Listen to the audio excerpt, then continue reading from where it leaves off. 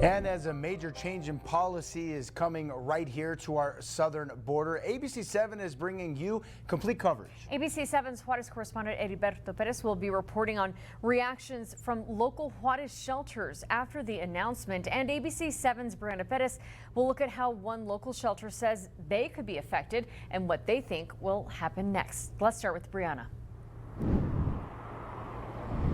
Stephanie, Paul, people looking to cross in between ports of entry and climbing border walls like you see right behind me would fall under this order. Now, earlier today, I did speak with local shelters who say this will increase fear among migrants who will not have to wait in Mexico. Director of the Annunciation House, Ruben Garcia, says that as of right now, this order would not have a big impact on local migrant shelters due to the small numbers we have seen. But he says that could change if we start seeing those numbers rise. While the plan only applies to unscheduled arrivals at the border and migrants who make an appointment can still claim asylum, Garcia says most migrants are still waiting close to 6 months to schedule an appointment on the CBP One app. While in fear, still, he says they are remaining in Mexico due to desperation. If you are a refugee and you're traveling through Mexico, you literally have a $ tattooed on your forehead because you are a prime target for being kidnapped, being extorted by gangs, cartels, because you're a refugee.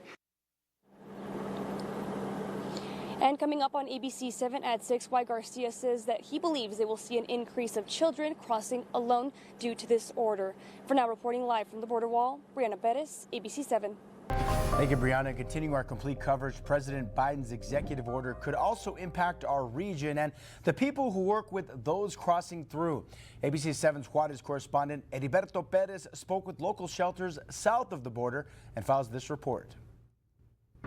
This recently announced executive order by President Biden could put more pressure on local Juarez shelters. I spoke with La Casa del Migrante, one of Juarez's largest migrant shelters, to learn their thoughts. Pues creo que una de las cosas que nos puede afectar sobre pues es en el albergue, ¿verdad? Yvonne Lopez is a human rights coordinator at La Casa del Migrante. She said this new order will start affecting more local shelters because more migrants will be stranded in Juarez if the U.S. closes the border. Porque la gente ahorita en la actualidad no quiere quedarse en los albergues.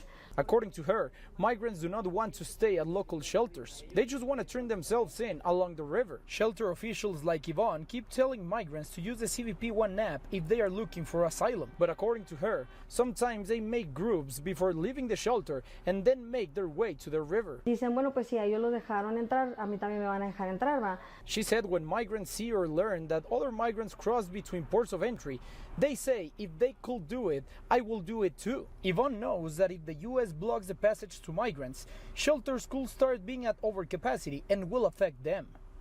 And Lopez de Lara also told me they cannot be prepared now because they don't know how the migrant surge will hit the border. But economically speaking, it could be a burden for La Casa del Migrante and other shelters in the city as well.